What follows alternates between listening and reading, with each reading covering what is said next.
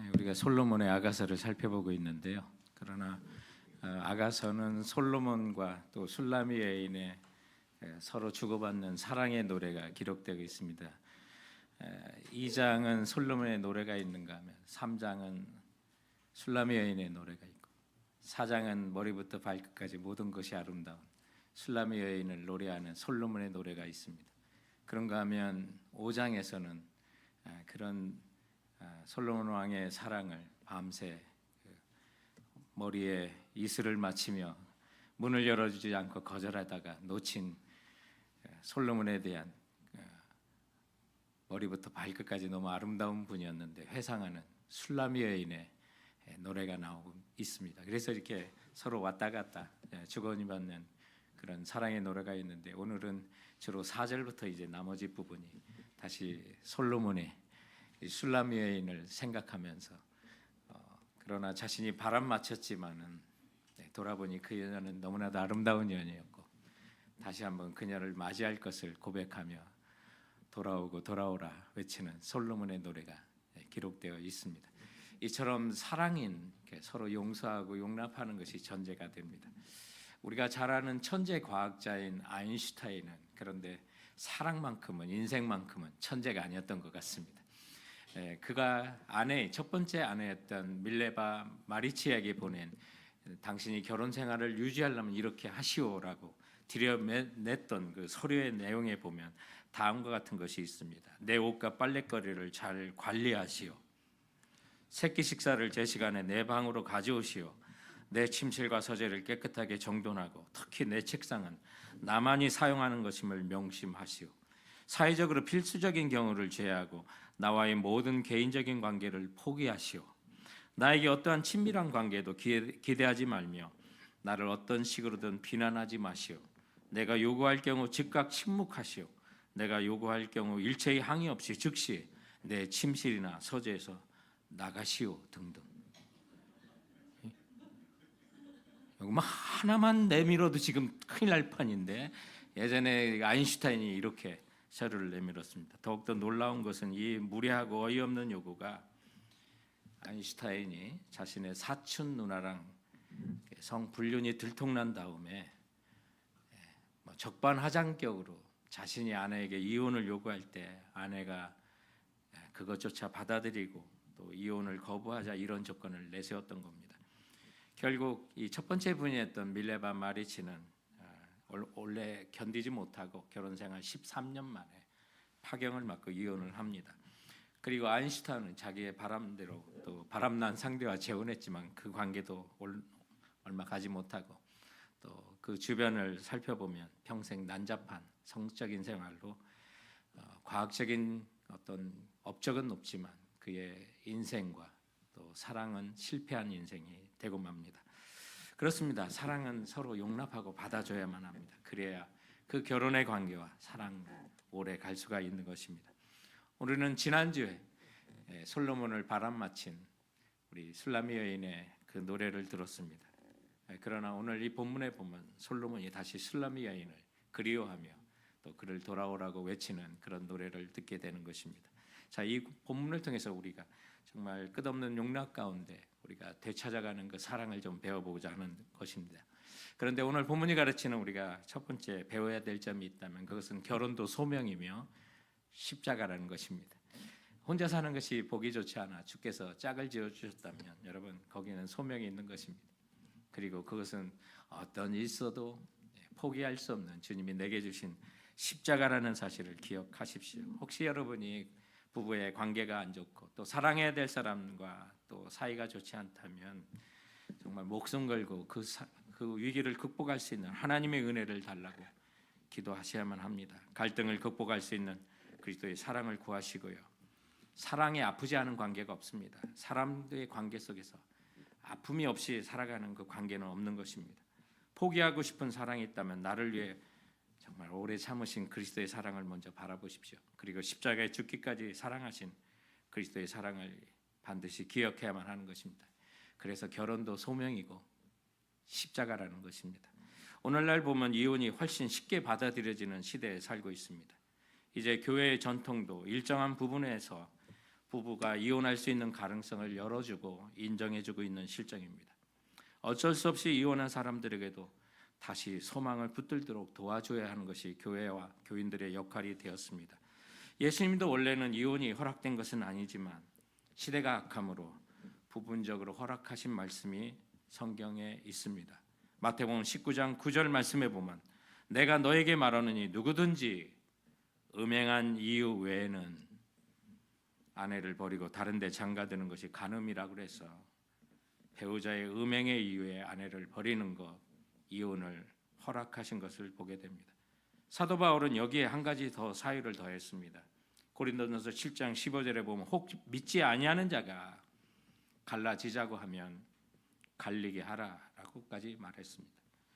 이런 성경에 이혼의 사유들이 나오지만 사실은 이조차 이런 상황에서 이혼을 이런 경우는 반드시 이혼해야 된다라는 것을 가르치는 것은 결코 아닙니다.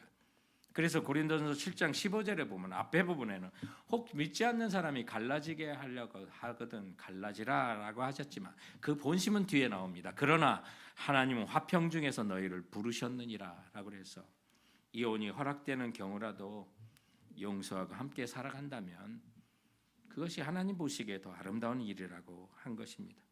그러므로 서로 용납하고 용서하는 것은 사랑하는 사람들에게 기본인 것입니다. 본문을 보면 이제 갈등 속에 떠났던 신랑 솔로몬을 정신 나간 여자처럼 밖에 나가 찾고 있는 장면을 우리는 어제 지난주 본문인 아가서 5장 10절부터 16절의 말씀을 통해서 보았습니다. 혼자 찾기 힘들어 예루살렘 여자들을 붙들고 그 사람을 같이 찾아달라고 요청했습니다. 예루살렘 여자들은 술라미 여인에게 도대체 네가 찾는 그리고 네가 바람놓은 그 솔로몬 왕이 어떤 분이냐 그랬을 때 회상해 볼 때 머리부터 발끝까지 너무나도 사랑스러운 분이었다는 사실을 그 예루살렘 여자들에게 이야기하는 장면들을 우리가 5장의 마지막 부분을 통해서도 살펴봤습니다. 여러분 그런 얘기 들었을 때 어떻게 하겠습니까? 오늘 그 얘기를 들었던 이제 예루살렘 여자들이 술라미 여인에게 하는 말이 오늘 1절 말씀입니다. 1절 보겠습니다. 여자들 가운데 어여쁜 자야 내 사랑하는 자가 어디로 갔는가 내 사랑하는 자가 어디로 돌아갔는가 우리가 너와 함께 찾으리라. 그 얘기를 듣고요. 술라미 여인의 솔로몬을 그리워하는 얘기를 듣고 이제 이 여인들이 함께 찾아 나섭니다. 발벗고 찾아 나서 주시는 겁니다. 그런데 사랑하는 성도 여러분, 이 아가서에 나오는 솔로몬 왕이 그리스도를 예표하고 또 사랑받는 술라미 여인이 그분의 교회와 그분의 신부인 성도들을 이야기한다는 사실을 우리가 꼭 기억해야만 합니다. 그렇다면 오늘 이 말씀은 이 여인 혼자가 아니라 이제 여러 사람들이 신랑을 찾아주는 그 장면들을 보시죠. 이것이 교회 공동체의 모습입니다. 그리스도의 사랑을 함께 찾아가는 교회의 모습을 말해주고 있는 것입니다. 그렇다면 우리 교인들 관계 속에서 부부 관계가 깨어지고 이혼의 상처를 입은 분이 우리 가운데 머물 수가 있습니다. 교회 안에 부부가 이혼을 했다면 한쪽은 떠나거나 아니면 둘 다 떠나는 것이 지금까지의 모습입니다. 이렇게 본다면 이혼의 문제는 교회의 문제고 사실은 공동체의 문제인 것입니다. 그렇다면 우리가 함께 그 사랑을 찾아줘야 된다는 것을 가르쳐 줍니다. 이혼의 위기가 있는 사람이 있다면 성도들이 서로 말려주십시오. 바지자랑 붙들고 말려주십시오. 그리고 부득이 또한 이혼을 한 사람이 있다면 여러분 보듬어 주십시오. 그것이 공동체의 역할입니다. 하나님의 사랑이 그 사람에게도 변함없음을 느끼게 해주십시오. 그래서 그 사랑을 되찾도록 우리가 서로 보듬어 주는 것이 교회 공동체인 것을 알게 됩니다. 오늘 예루살렘 여자는 술라미 여인의 그 고통스러운 부탁을 듣고 우리 함께 그 사랑을 찾아주자고 하는데 오늘 술라미 여인에게 들린 그 소식은 솔로몬 왕도 자신을 지극히 찾고 있다는 소식이 들립니다. 나를 다시 찾고 있구나. 내가 왕에게 버림받은 것이 아니구나 라는 소식을 듣게 되는 것입니다. 여인들이 더 살펴보고 돌아왔던 솔로몬 왕은 동산에 내려가 자기 양떼를 성실하게 돌보는 사람으로 나옵니다. 아니 그가 백합화 꽃을 꺾고 있었습니다. 그가 양떼를 돌며 백합화 사이에 거닐고 있는 것입니다. 사랑하는 성도 여러분, 이것이 무슨 얘기인 줄 아십니까? 신랑 예수 그리스도를 예표하고 있는 것입니다. 주님께서는 성도라는 양떼를 지금도 돌보시고 사랑해 주시는 것입니다. 그리고 솔로몬은 술라미 여인을 위하여 백합화를 꺾고 있습니다. 무엇입니까? 꽃다발을 만들기 위해서 꽃을 꺾고 있는 것입니다. 그래서 그 사실을 이야기할 때 그 사랑을 확신한 술라미 여인의 노래를 우리는 한번 들어봅시다. 2절과 3절의 말씀입니다. 내 사랑하는 자가 자기 동산으로 내려가 향기로운 꽃밭에 이르러 동산 가운데서 양떼를 먹이며 백합화를 꺾는구나. 나는 내 사랑하는 자에게 속하였고 내 사랑하는 자는 내게 속하였으며 그가 백합화 가운데서 그 양떼를 먹이는도다. 성도 여러분, 주님은 자신의 양떼를 포기하지 않습니다. 자기 사람을 사랑하되 끝까지 사랑하십니다. 우리를 위하여 생명을 다하시까지 사랑하십니다. 그래서 그가 그 동산에서 자기 양떼를 위하여 최선을 다해 돌보시는 그 주님, 그 주님이 우리의 주인이신 예수 그리스도이신 것입니다. 그분이 슬프이 우는 자에게 찬송의 옷을 입혀주시고 그분이 우리들에게 슬픔과 절망에서 일어나 화관을 씌워주기 위하여 백합화를 꺾고 계신 우리 주 예수 그리스도이신 것입니다. 이 사랑을 확인한다면 우리는 어떻습니까? 내가 주 안에, 주님 내 안에 있습니다라고 고백할 수가 있게 되는 거죠. 그래서 주님께서는 요한복음 14장 20절에 그날에 내가 아버지 안에, 내가 너희 안에, 내가 너희 안에 있는 것을 너희 모두가 알리라고 말했습니다. 포도나무 비유를 가르친 요한복음 15장의 5절 말씀에 보면 나는 포도나무여 너희는 가지니 저가 내 안에 내가 저 안에 있나니 이 사람은 과실을 많이 맺나니 나를 떠나서는 너희가 아무것도 할 수 없음이라고 말했습니다. 오늘 술라미 여인은 솔로몬의 사랑을 확인하고 그렇게 외쳤습니다. 나는 내 사랑하는 자에게 속하였고 내 사랑하는 자는 내게 속하였으며 그가 백합화 가운데서 그 양떼를 먹이는구나. 사랑하는 성도 여러분, 주님이 이렇게 사랑하십니다. 주님은 때로는 주님을 배반하고 오늘 주님이 문을 두드리고 마음의 문을 여드니 요한계시록 3장 20절에 있는 것처럼 내가 밖에서 문을 두드리노니 누구든지 내 음성을 듣고 문을 열면 내가 그에게 들어가 그로 더불어 먹고 그는 나로 더불어 먹으리라고 했는데 밤새 문을 열어주지 않았습니다. 술라미가 그러겠습니다. 그리고 어느덧 정신을 차려 문을 열어보니 솔로몬은 떠난 것을 우리는 아가서 5장을 통해서 봅니다. 그러나 그런 순간에도 내가 주님의 방문을 거절한 순간에도 성도 여러분, 주님은 우리를 용납하십니다. 그리고 다시 받아주십니다. 그리고 우리에게 말합니다. 돌아오고 돌아오라. 내 사랑아 돌아오고 돌아오라. 사랑하는 성도 여러분, 정말 결혼이라는 것은 이런 용납과 사랑이 전제가 되어야만 하는 것입니다. 그러므로 우리에게 사랑한 사람을 주셨다면 여러분 그 관계는 소명입니다. 그리고 버릴 수 없는 십자가라는 사실 기억하고 나가는 우리 성도들 되시길 주님의 이름으로 축원드립니다. 자, 오늘 용납하는 사랑을 통해서 이제 다시 한번 사랑을 되찾는 솔로몬과 술라미 내용을 통해서 우리가 배우는 두 번째 교훈이 있다면 여러분 사랑받는 자여 당당하게 사랑합시다. 인생을 여러분 당당하게 살아가십시오. 주님 나를 이렇게 사랑하십니다. 솔로몬 왕이 나를 여전히 사랑하는구나 확인한 술라미 여인의 모습이 어땠을까? 오늘 술라미 여인을 어떻게 솔로몬이 사랑하는지 4절 이하에 기록이 되어 있습니다. 그 사랑이 술라미 여인을 당당하게 하고요. 그 사랑을 받으니까 이게 군대가요 깃발을 들고 나올 때 얼마나 당당합니까? 사실 제가 행군도 해보고요. 사람들이 많이 기다리는 곳에 마지막에 꼬린 지점에 들어갈 때요. 그동안 다리가 아파서 쩔뚝대다가 사람이 보면요. 깃발 흔들고 갈 때 그 순간만큼은 다리 안 저는 것처럼 당당하게 걸어갑니다. 주님이 나를 사랑하시면 바로 이런 모습이라는 거예요. 왕이 술라미 여인을 사랑하니 깃발을 든 군대처럼 당당하도다.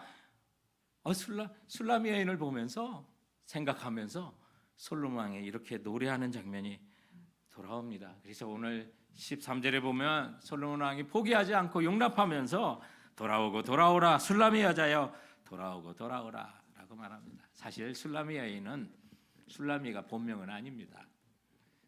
두 가지로 술라미 여인을 우리가 왜 그렇게 이름을 부르는지 생각할 수가 있습니다. 이게 술라미라고 하는 슐라미트라고 하는 히브리어가 솔로몬의 여자라고 하는 슐레모의 여성형을 또한 뜻하기도 합니다. 그래서 슐람이라는 말이 한 가지 해석할 수 있는 게 솔로몬의 여자, 또 솔로몬이 사랑하는 여인, 이렇게 여성형으로 솔로몬의 여성형을 이렇게 볼 때 슐람이라는 말이 됩니다. 그래서 솔로몬이 사랑하는 사람이다는 그런 별명일 수도 있고요. 또 하나는 갈멜산에서 그 동남쪽에 한 12km 정도 떨어진 게 수넴이라고 하는 곳이 있습니다. 그 수넴의 여자라고 할 때 술렘이라고 합니다. 우리로 보면 서울댁, 부산댁, 대전댁 이렇게 부르는 것과 같은 그런 말이 됩니다. 그래서 술라미가 본명은 아니지만 솔로몬의 사랑받는 여자, 또 그 지역의 여인 이렇게 또 부른다고 생각하시면 되겠습니다. 그렇게 애칭으로 부르는 건 사실은요, 더 사랑할 때 그렇게 부르는 것입니다. 그만큼 솔로몬은 이 술라미 여인을 사랑했던 것이었습니다. 오늘 4절에 보면 내 사랑아 너는 디르사같이 어여쁘구나. 솔로몬이 그 여인을 받아들이면서 사랑이 회복되는 것을 보게 됩니다. 이 디르사라고 하는 말 그 자체도 아름답다라는 뜻을 갖고 있어요. 그 사마리아라고 하는 곳에 이제 동쪽으로 한 14km 떨어진 그곳에 이 디르사라는 마을이 있는데 사실 아름답습니다. 그것처럼 아름답다는 거예요. 예루살렘처럼 고운 여자. 그렇게 하면서 솔로몬이 이 술라미 여인의 그 모습을 다시 한번 기억하는데 한마디로 말하면 머리부터 발끝까지 다 사랑스러운 거예요. 그래서 5절에 보니까 그녀의 눈은 어떻고 머리털은 또 길르앗산에 좀 검고 또 아주 윤기가 나는 그 모습들, 이빨은 어떻고 또 7절에 뺨은 석류와 같고 너무나 곱다고 회상을 합니다. 자칫 우리가 좀 당황할 수 있는 본문이 나오는데 8절 9절을 보면 이런 말을 합니다. 솔로몬이 내 왕비가 60명이고 후궁이 80명이고 시녀가 무성하되 나는 너만 보인다 이런 말을 합니다. 근데 오늘 같이 이제 우리가 일부 일처의 사회 속에서 하면 이야 이 솔로몬 왜 이래 이렇게 생각할 수 있겠지만 사실은요 열왕기상 11장 3절에 보면 솔로몬의 왕비와 후궁이 이거보다 훨씬 더 많습니다. 그렇다면 이 아가서가 쓰여질 때는 열왕기상 11장 3절을 기록하기 전에 일찍 쓰여졌던 것이라는 것을 보게 됩니다. 그런데 핵심은 뭐냐면 그 많은 왕비가 있고 후궁이 있고 시녀가 있음에도 불구하고 9절에 내 비둘기 내 완전한 자야 하나뿐이로구나.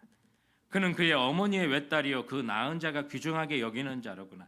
여자들이 그를 보고 복된 자라 하고 왕비와 후궁들도 그를 칭찬하는구나 라고 말합니다. 여기 외동딸. 여러분 우리가 술라미 여인에게 오빠가 있다는 사실을 우리 1절에서 살펴봤습니다. 그렇다면 그것이 오직 하나밖에 없다는 의미를 넘어 솔로몬에게 특별한 사랑을 받는다는 그런 것을 노래하고 있다는 것입니다. 예표전적으로 솔로몬 왕으로 표현된 그리스도께서 자신의 신부인 우리 모두가 교회로 사랑하시는 것을 말합니다. 그러나 주님의 사랑은 이런 집단적인 사랑일 수도 있지만 거기에 머물지 않고 주님을 사모하고 찾는 한 사람에게 특별한 관계를 갖는 우리 주님이시라는 사실을 보여주고 있는 것입니다. 수많은 사람이 예배드리러 왔지만 주님은 오직 한 사람을 찾을 수도 있다는 것입니다. 그래서 수많은 왕비와 후궁들이 있음에도 불구하고 내 비둘기 내 완전한 자는 하나뿐이구나. 사랑하는 성도 여러분, 우리 주님 앞에 한 사람으로 쓰시는 여러분 되시기 바랍니다. 주님이 여러분을 그처럼 사랑하신다는 것입니다.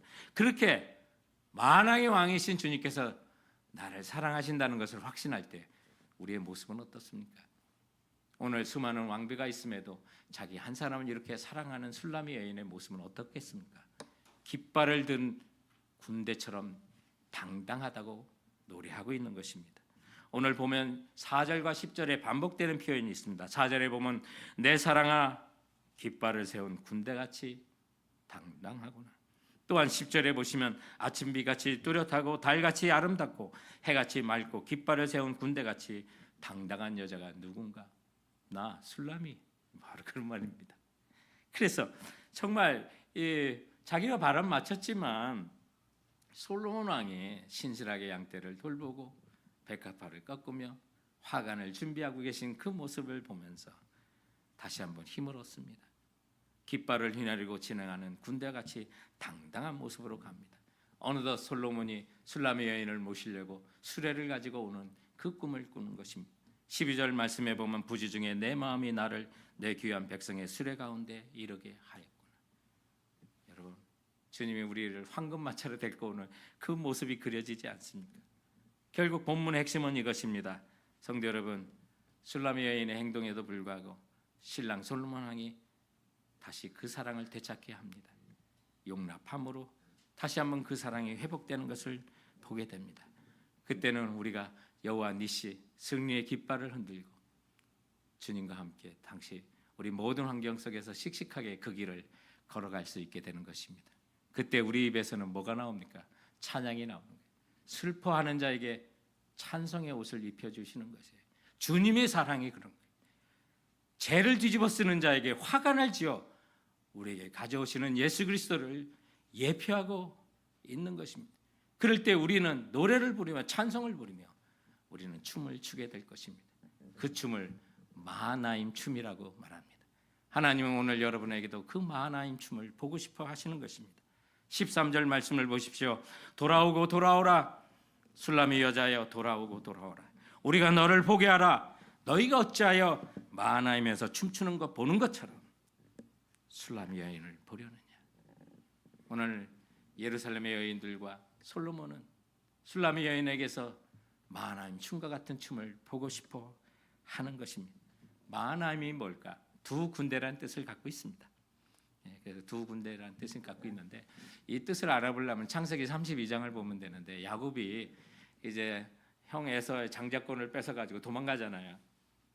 그래서 이제 거기서 결혼하고 이렇게 살다가 그토록 그리워하는 고향 땅으로 돌아오는데 야복강에서 들려오는 소식이 있었어요.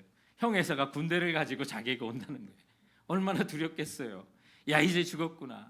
자기는 뭐 있어도 얼마 안 되는데 그래서 자기 무리도 두 패로 나눠가지고 먼저 보내고 자기는 뒤에 남고 했는데 형이 정말 군사를 이끌고 자기를 죽이려고 온다는 소식이니까 얼마나 두렵겠습니까?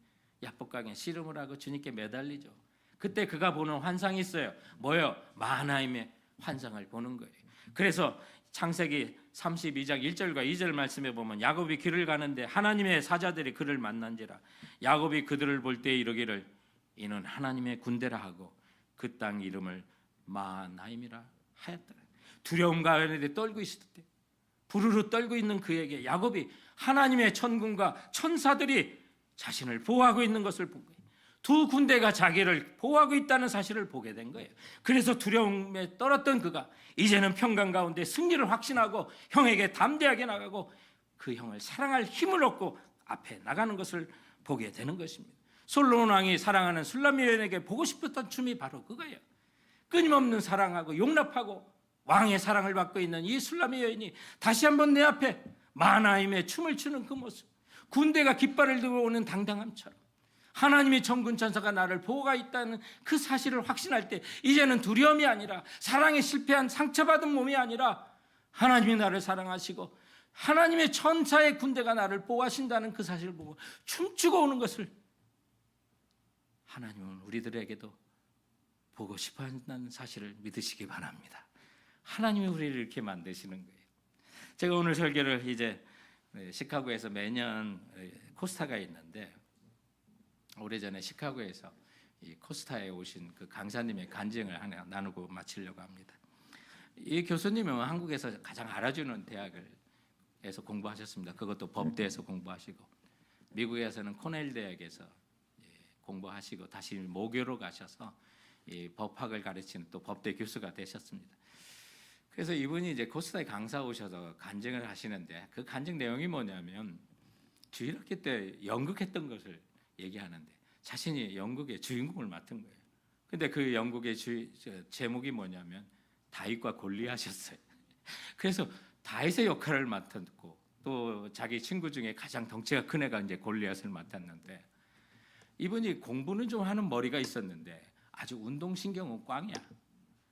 그래가지고 문제는 뭐냐면 이제 물매라고 해서 이렇게 천에다가 해서 이제 돌이로 이제 위장한 스펀지에 검은 매직으로 돌처럼 만들어가지고 그거를 한번 이렇게 돌려서 골리앗의 이마에 맞춰야 되는 것이 있는데 이 운동신경이 없다 보니까 암만 연습해도 안 되는 거야. 아니 이마 근처도 가지 않았다 그래. 근데 고민이 그렇게 되는데 암만 연습해도 안 되니까 그분이 나중에 꾀를 내요. 뭐냐면 골리앗을 맡은 친구에 가서 사정을 하는 거예요. 내가 이거 암만 해도 연습해도 안 되는데 너가 이 스펀지 돌이 날아올 때 어디로 날아가든지 이마를 부여잡고 윽하고 좀 쓰러져 달라. 그렇게 부탁을 하는 거예요. 근데 그 친구가 그래도 예 알았다. 내가 어디로 날아오든지 내 이마를 붙들고 쓰러져 줄 테니까 걱정하지 마라. 근데 연극하는 그날에 이 교수님이 한번 흔들어서 딱 했는데 정확하게 골리앗의 이마에 맞았어요. 교수님의 간증이 그거예요. 그 사실을 통해서 나는 지금까지 다윗이 평소에 자기의 양떼를 지키기 위하여 물맷돌을 연습했기 때문에 골리앗의 이마를 맞췄다고 하지만 그것이 아니라는 사실을 알았다는 거예요. 하나님이 하시고자 하고 하나님이 도와주시면 그 누구라도 골리앗의 이마를 맞출 수 있다는 사실을 알았다는 거예요. 자기가 바로 그 주인공이 되었다는 사실을 알았다는 거죠. 사랑하는 성도 여러분, 내가 사랑받을 만한 것이 있어서 사랑받는 것이 결코 아니라는 거예요. 실력이 있어서 하나님이 나를 사랑하시는 것이 아니에요. 미모가 있어서 나를 사랑해 주시는 것이 아니라는 사실이에요. 내가 하나님을 붙들고 믿음으로 나가는 모든 사람에게 하나님은 우리를 사랑해 주신다는 거예요. 나를 용납해 주시고 그 사랑을 다시 회복시켜 주신다는 거예요. 그러므로 어떤 시련이 있어도 주님의 사랑은 그 시련을 덮고도 남는다는 사실을 믿으시기 바랍니다. 여러분의 환경이 지금 어떠하셔도 주님의 사랑만으로도 우리는 승리의 깃발을 들고 군대가 가는 것처럼 당당하게 인생을 살아갈 수 있게 되는 것입니다. 그 주님께서 하나님이 나를 사랑하신다는 그 사실만으로도 천사들의 보호를 확신하며 마하나임의 춤을 추고 인생으로 걸어가는 여러분의 춤을 주님은 오늘 보고 싶어 하시는 것입니다.